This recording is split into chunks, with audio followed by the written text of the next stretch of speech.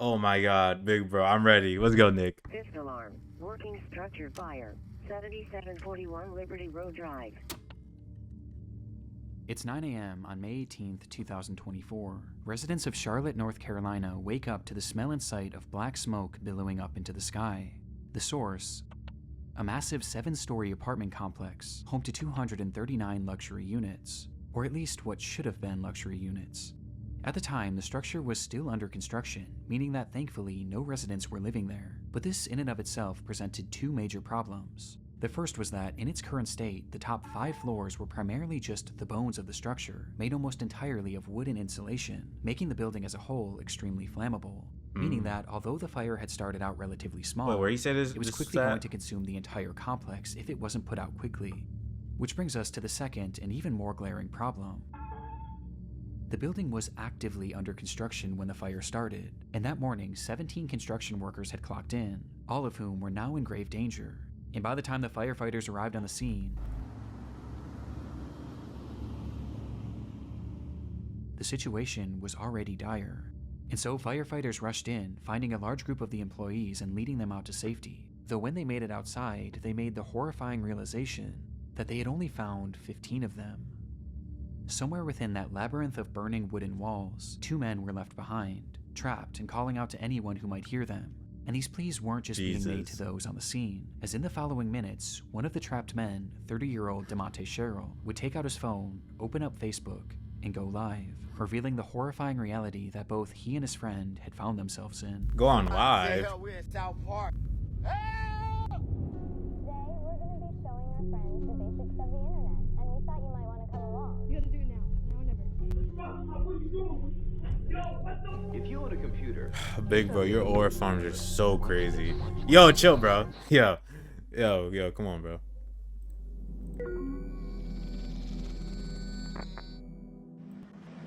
Yo, I'm at South Park right now. At work, and the building on fire, and I can't get out. The stream showed DeMonte Sherrill and his friend Reuben Holmes somewhere deep within the prospective apartment complex, and though the fire hadn't yet reached them, the smoke certainly had, blanketing them in a thick impenetrable fog, not only making breathing extremely difficult, but also making it nearly impossible for rescuers to see them. It's getting harder and harder for them to see us. We're gonna have to stand out here and see.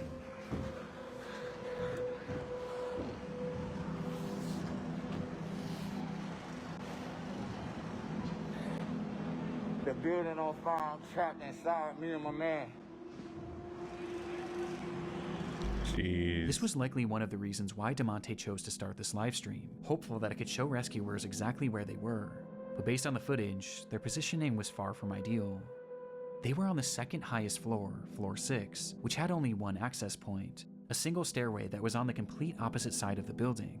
And based on their testimony in the footage, something had clearly blocked their path to that one remaining exit, meaning that the only other way out would be to jump. Though at 6 stories in the air, and falling into what would likely be the heart of the fire, this would have meant certain death. There was quite literally nowhere for them to go. Rescue was their only hope.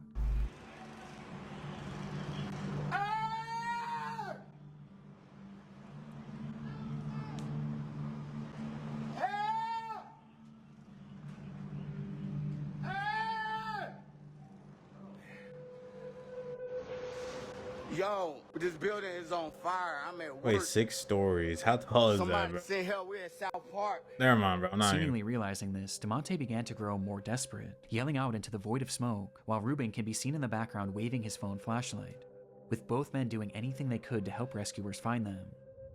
Before Help!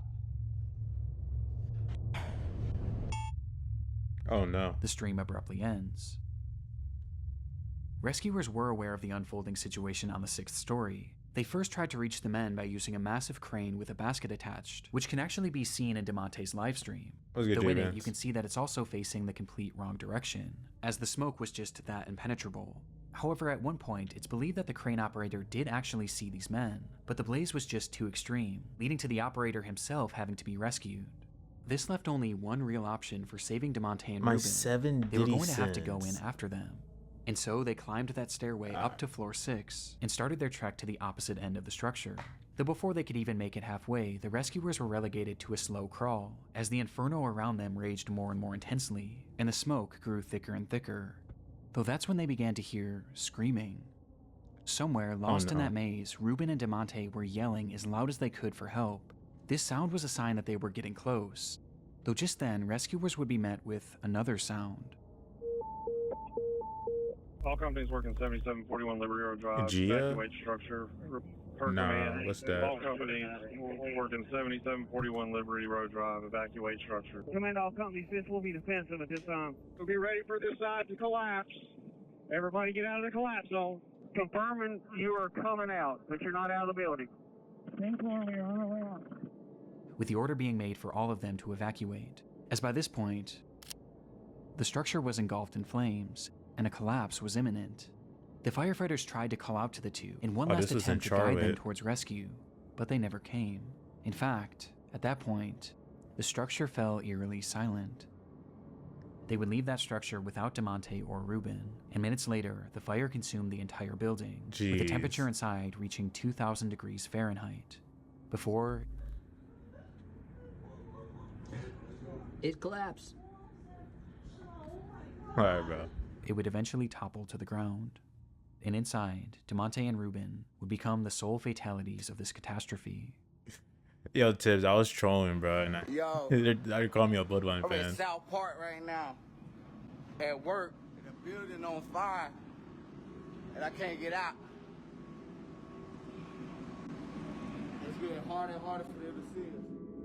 Knowing how the story ends would make this live stream difficult for anyone to watch. But what I find most upsetting about it is that the majority of those who initially watched this were his own friends and family that followed him on Facebook, with these viewers including his own mother. And a lot of them probably had no idea he even worked this job, as he had just been hired that week. His brother had also caught the stream as it was happening, and actually hired that rushed week over and to you the die, scene bro. where I'll he be so pleaded with the fucking pissed firefighters in to watch the afterlife. footage.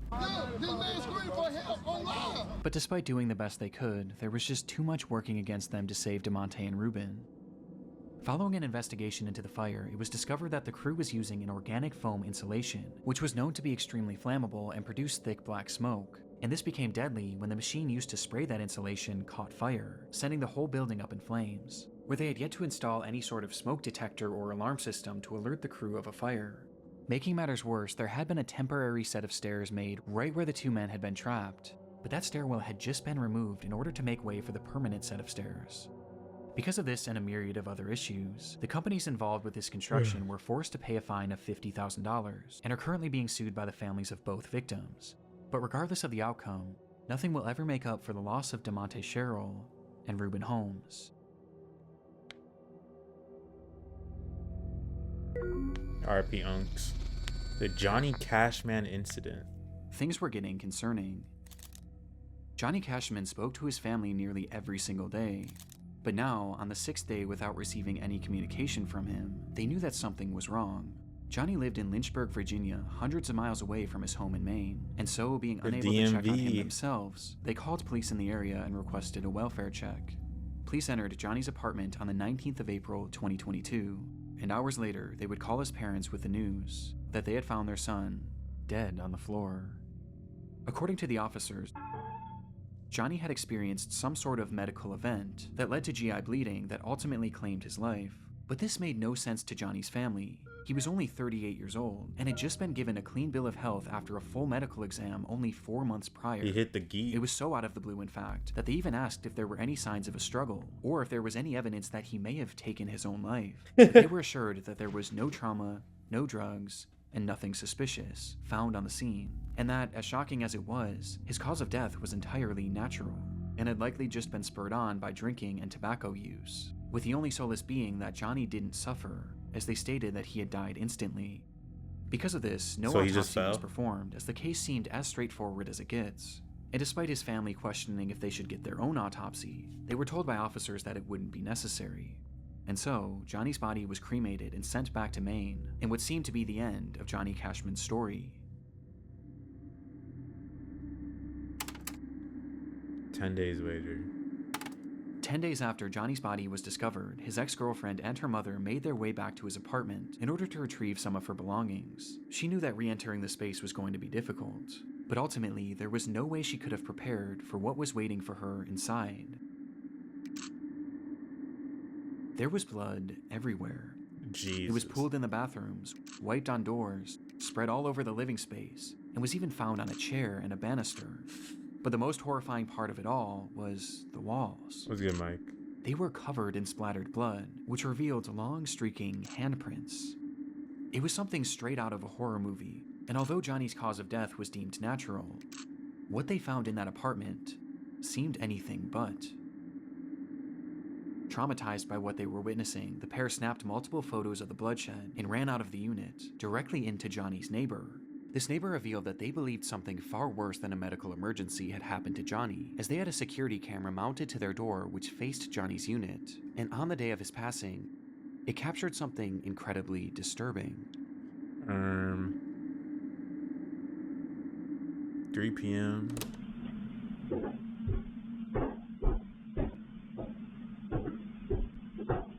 The footage shows Johnny making his way up the flight of stairs leading to his apartment at around 3:03 p.m.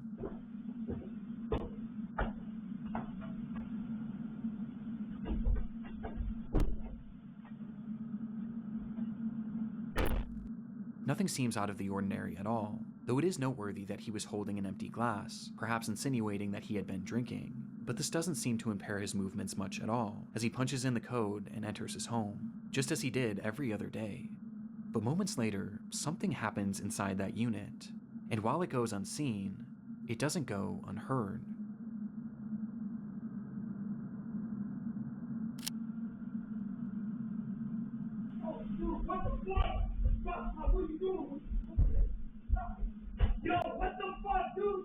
Yo.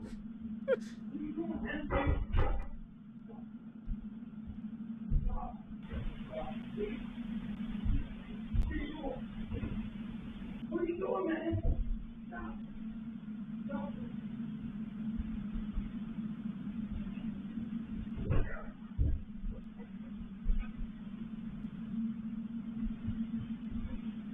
Stop.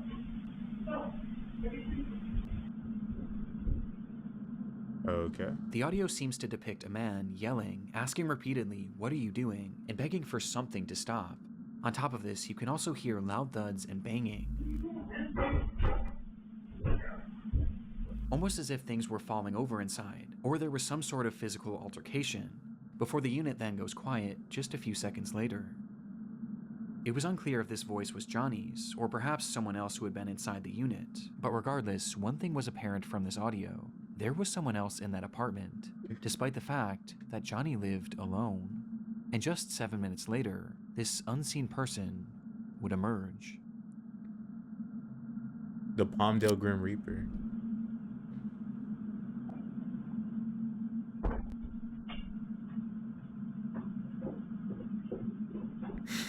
This clearly wasn't Yo. Johnny, and after leaving the unit, the anonymous man nearly makes it out of the building before he seems to change his mind.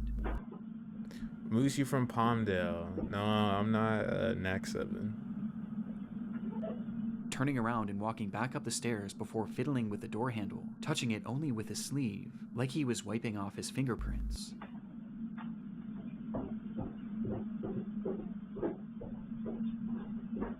He then walks down the stairs and stops once again, where he seems to be in a state of shock over whatever had just transpired.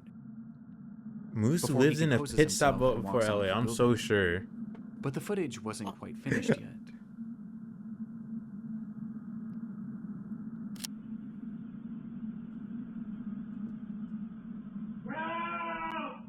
Dude. Just 1 minute later, you can hear Johnny shouting for help from inside the apartment, to which moments after, he stops, and no further sound or activity would come from Johnny's unit until police arrived 5 days later. The footage and the scene at the apartment seemed to contradict what Johnny's family had been told about his death. The blood all over made it obvious that Johnny's death had not Damn, happened fam in didn't an even check instant. up on him? And this, coupled by the presence of this unknown man who was clearly distraught and wiping off his fingerprints, as well as the sound of the apparent struggle inside, seemed to point towards something much more sinister than what was initially Yo, conveyed what do you to think the Johnny family. did to deserve this? But even with this footage, police still believed that Johnny's death was due to a medical emergency, as they quickly changed their initial story, Like he had some dude saying in a that the leather blood jacket spread was come due kill to him in his own uncontrollable house. vomiting, Was a good and that truth. Johnny had in fact likely suffered, at least for a short while. But this medical emergency wasn't elaborated on. I forgot as this they dude's didn't truly know 38. what caused it, as no autopsy was ever performed, nor could one ever be performed, as by this point, Johnny was already cremated, and cremated because of the officer's initial statements. So if Johnny that a had Lakers actually hat? been What murdered, is that? which the footage does seem to suggest, there was now virtually no way to prove it. And what makes this even more frustrating is that law enforcement already had this footage. It was collected that very day, and they either didn't fully look through it or didn't think that this was overly suspicious. But everyone else surely did. We're And watching soon this video began making internet the rounds darkest online, corner leading to 6. one glaring question being asked. Who is this man? As no one in Johnny's life recognized him. Well, it wouldn't be until May 11th that investigators would finally ID him as Stephen Church. And upon being Stephen questioned, Church. he revealed that he had moved to Lynchburg for work, but the opportunity he had lined up fell through shortly after he arrived, leaving him with no money and without a place to stay, which is when he met Johnny, who offered to let him crash on his couch. He supposedly stayed with Johnny for 3 days, and described Johnny as an alcoholic who drank constantly, including on that fateful day.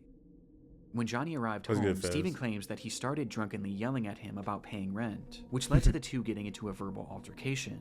But he insisted that this altercation never turned physical, and that he left immediately after, to which he quickly went back to clean his prints because he was afraid that Johnny would try and have him arrested for squatting.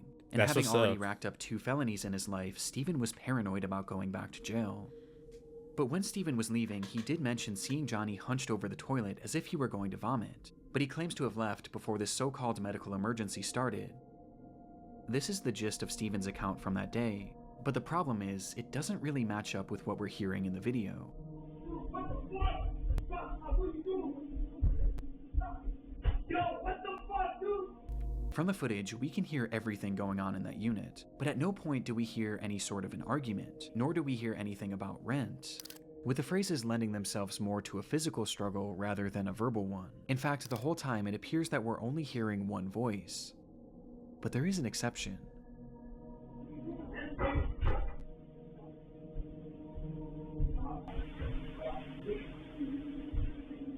To my knowledge, it's It never been can't stop. conclusively determined whose voice is who in the recording, and either scenario paints a far different picture of what may have happened inside that room.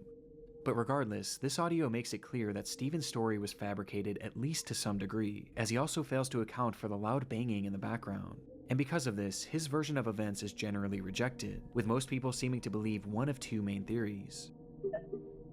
The first is that, upon arriving home, Johnny and Stephen had gotten into a physical altercation, resulting in Johnny taking some sort of blow to his abdomen, which in turn triggered or exacerbated this medical emergency. GI bleeds are horrific, and can certainly cause the level of bleeding that was found in the apartment, and perhaps seeing all the blood coming from Johnny, Stephen started yelling at him, before deciding to run off, fearing that he would be charged for murder. This would explain Stephen's demeanor and actions after leaving the apartment, and why he may have fabricated his story, as he knew or knows that he was directly responsible for Johnny's death. And this blow to the abdomen could have easily been missed by investigators, as the injuries would have been primarily internal. The second theory is that upon arriving home, Johnny naturally experienced a medical emergency leading to this catastrophic GI bleed. Upon seeing this and perhaps being in a state of shock, Stephen yelled at him, demanding to know what was happening and telling him to stop, as perhaps he was moving around the apartment and tracking blood everywhere, which would explain the other voice saying, "I can't stop." I could see how this experience would make no sense to Stephen, and perhaps just having no idea what was happening. sure he left and then tried to wiped make his it look like prints. he was never there, as he was afraid of being blamed for whatever was happening to Johnny, and so he essentially left Johnny there to die, whether knowingly or unknowingly.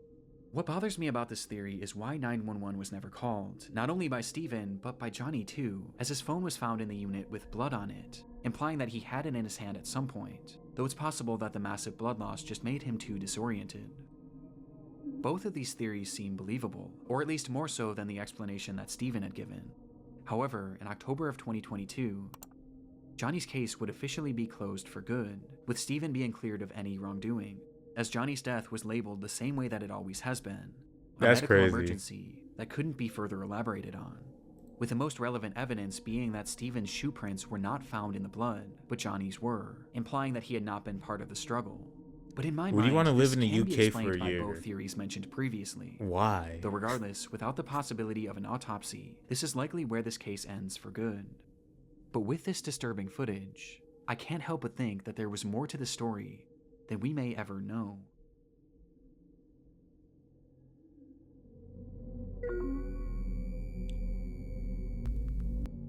You can It be was with around YT and 7:30 a.m. on a Antifa. warm July morning back in 2019. 17-year-olds Bethany Martin and a 16-year-old friend decide to walk to a gas station near their home in San Antonio, Texas. That's like the most Cali And as shirt the I've two of ever them made their seen. way down the road, their path brought them parallel to a drainage ditch, which was often filled with various trash and other discarded material. But on this day, something far more interesting caught their eye. It looked like a man crouching down and leaned up against one of the concrete walls, but the closer they got, the more they realized how unusual his posture was. He looked completely unnatural, and he wasn't moving. And by the time they came face to face with him, the reality of the situation would hit them. They had just found a dead body.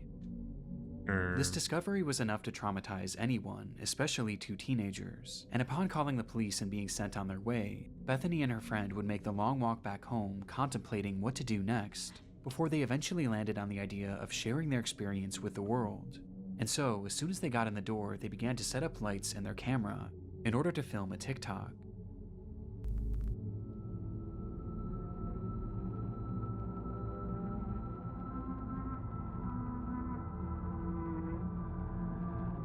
That's what's up. The clip showed the two sitting on a couch appearing to be in a state of shock, with the words, "Us remembering we found a dead body this morning," plastered on the screen, offering no other context aside from the description, which simply read, "I wish we were kidding. All respect to the family." All respect to the family. Yo, Some let's do this, offered Mike. sympathy for the girls, while others viewed their post as insensitive and exploitative. But others weren't even convinced it was real, partially due to this glaring lack of context. But any doubt of this post's legitimacy would be quickly thwarted by a discovery made not even one full day later, as it was revealed that this recording hadn't actually been the only video that these two girls had made on that fateful day.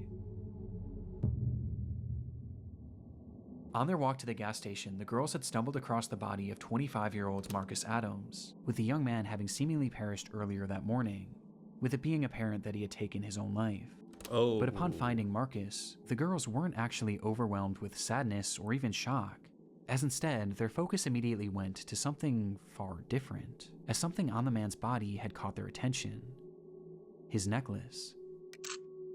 The girls really liked it. In fact, the unnamed 16-year-old had said that it matched her fashion perfectly. I'm sure. And so, before police arrived, the two would once again pull out their phone and start recording, showing Bethany approaching the body with her intention being to grab his necklace, which she eventually does, removing the medallion and giving it to her friend, before tossing the chain into the grass nearby, leading to the girls running away from the scene. The 16-year-old would then post that video onto her Snapchat story for all of her close friends to see. I can't show the footage for obvious reasons, but it's truly awful. And just based on the audio alone, you can tell that they're very obviously having fun doing this. You gotta do it now. Now or never. Here, hold me. I got it. Oh my god. Oh my god. Oh my god. Oh my god. Oh my god. Me and Childishmoose are not taking any tortas, Commander. I'm just not J-Bands. There's something so uniquely disturbing about it. It's clear that upon finding the body, there was no real emotional So they impact took on the them, chain, just at threw it least in the none that grass. outweighed their desire to steal from it. And as if stealing from this man who had just Why taken your his own accent life come out when and you say posting it for all their that? friends to see as if it were a joke wasn't horrible enough, they then immediately posted this other video to TikTok in an attempt to garner sympathy. It's truly awful, and made even more appalling by reports that claim that the 16-year-old had actually worn this medallion in the TikTok video and in others made following its posting. And unfortunately, their Black actions had Sandbags. even more upsetting consequences, as the footage from their Snapchat story was quickly downloaded by someone they knew and posted onto an app called Nextdoor, with the footage being totally uncensored. And it was on this app where it's claimed that many of Marcus Adams' own family members would see the footage, many of whom weren't even aware that he was deceased. Just one day after posting this TikTok, both girls were questioned by the police after the incident and the footage was reported to them, and as a result, Bethany would be charged with theft of a human corpse, but would ultimately avoid any serious jail time. Meanwhile, I the guess. 16-year-old's name and charges were never publicly released, but we do know that the medallion was returned to the family. Perhaps unsurprisingly, Bethany would later come back to her TikTok page shortly after her arrest and share her side of the story, where she gave a less than half-hearted apology, while also claiming to be the victim, saying that her friend had pressured her to steal from Marcus, as well as pressured her into making that TikTok in the first place, because she thought it would be a hit. Though obviously this didn't go over well.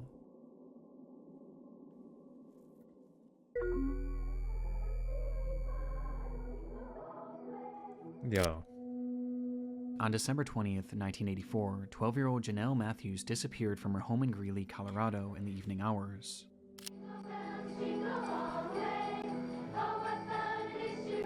Hey.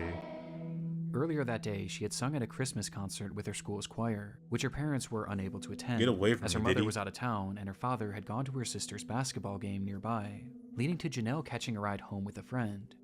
Being dropped off at her house sometime around 8:15, where she excitedly spoke to her father on the phone, letting him know that she had arrived home safe and sound. Approximately 1 hour later, her father, Jim Matthews, pulled into the driveway to find the garage door wide open, and the house completely empty. Janelle was gone, leaving behind her winter coat and even her shoes, despite it being a frigid, snowy night. And it was within that snow that was quickly piling up that lie one of the only real Yeah, J-Ban's clues is behind into the scene. Scientology. Footprints leading directly to one of the home's windows, insinuating that someone had been watching Janelle. 12-year-old Janelle Matthews disappeared from her Greeley home 1 month ago today. It's believed she's the victim of a kidnapping. She has not been seen or heard from since Because I'm December Tom 20th. Cruise, right? Her disappearance became a big news story almost immediately, with the whole community and really the whole country becoming invested in the fate of this girl, thanks in large part to her being one of the very first milk carton kids, meaning that her face and information about her disappearance was shown on countless milk cartons all across the country to get the word out. Shit. And as a result, this case became huge in the mainstream media, as even politicians began to make note of Janelle's story, with then-President Ronald Reagan mentioning the girl in one of his speeches. I learned about Jonelle Matthews of Greeley, Colorado, 5 days before Christmas.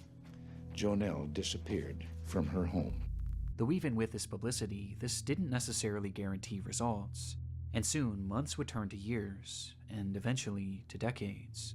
And all the while, Janelle's whereabouts remained a complete mystery.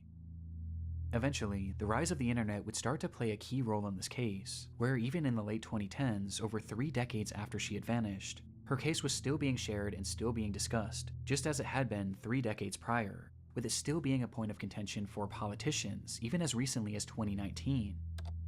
When a man running for governor of Idaho mentioned her disappearance in a Facebook post, Ohio. 35 full years later.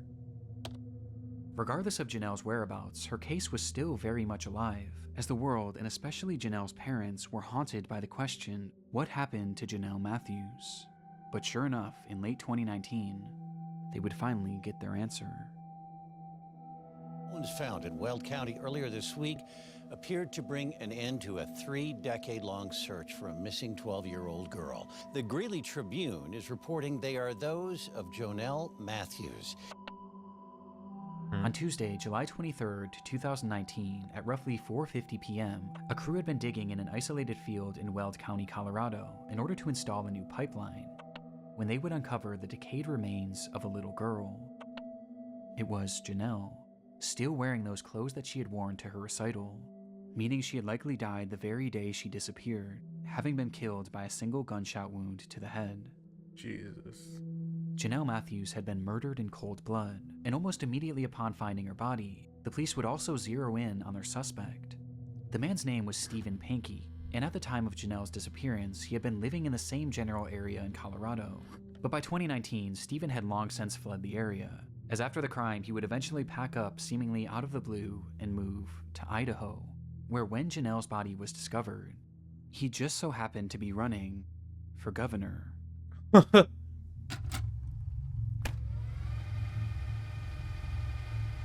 Wait, he did? Is he the one that made a tweet? And during his campaign, Pankey had put out a bizarre Facebook post about Janelle, calling for the Colorado DA to oversee a fresh investigation, as he stated that the local police had wrongly been focused on the theory that Janelle's disappearance was a child abduction and murder. Yo, he was quite so convenient, bored he got as himself just a caught. few months after posting this, he would be arrested for the abduction and murder of Janelle Matthews. Police believe that Janelle had first caught Stephen's eye when he was working as a janitor at the church she attended, with this leading to him stalking her and eventually abducting her on that fateful night, where he threw Janelle in his car and ultimately ended her life, for no reason other than his sick satisfaction. He then proceeded to bury her in a field 20 miles away, in a spot that he was certain no one would ever find her. Now, the evidence supporting this is mainly circumstantial, but it is incredibly concerning. Just one day after Janelle's abduction, Panky decided to take his wife to California in order to celebrate the holidays with his parents, with this trip being completely unplanned, as his wife was only told of it literally the day of. And making things stranger, when they returned home, Stephen's car conveniently caught fire and was burned to a crisp, to which he offered no explanation for. But in response, he would take the car to a local scrapyard where it would be even further destroyed, taking any potential evidence along with it. But while this is all strange enough, police say that the main indicator that Stephen was their man was his clear obsession with Janelle's case. Shortly after the slaying, Stephen began listening and watching any news reports he could on Janelle's case, while also having his wife read every single article about the missing girl out loud, to which he would often have her repeat them over and over again. But his obsession didn't stop there, as he would then start frequently calling the police, wanting to talk to them about the case, even going as far as to give them potential leads, as he claimed to be fearful that he was going to be blamed for the crime, despite having seemingly never even met her. And it was during some of these many unusual phone calls that he was said to have given details on her disappearance that were never actually made public. His obsession was entirely uncanny, bringing up her disappearance at random even decades later, with his Facebook post being a perfect example. And as it turns out, one of Stephen's most incriminating statements came as a result of something he mentioned in that infamous message. In it, Stephen says that his son Carl had been murdered in 2008, which is in fact true, as the murder was actually fully solved, with it being confirmed that Stephen had nothing to do with it. Oh. But when he was mourning the loss of Carl, something unusual happened. Take that. His now ex-wife recalled that following Carl's death, Pinky never once cried, until the day before his memorial service, where she watched him from a distance walk up to their son's urn and begin to sob, eventually blurting out, "I hope God didn't allow this to happen because of Janelle Matthews." Like, who just said that? Despite maintaining his innocence to this day, Panky was sentenced to life in prison with the possibility of parole in 2040, his conviction coming 12,634 days after Janelle Matthews' disappearance, with Panky's cryptic Facebook post serving as a dark relic of his twisted obsession that would eventually expose him as Janelle's killer.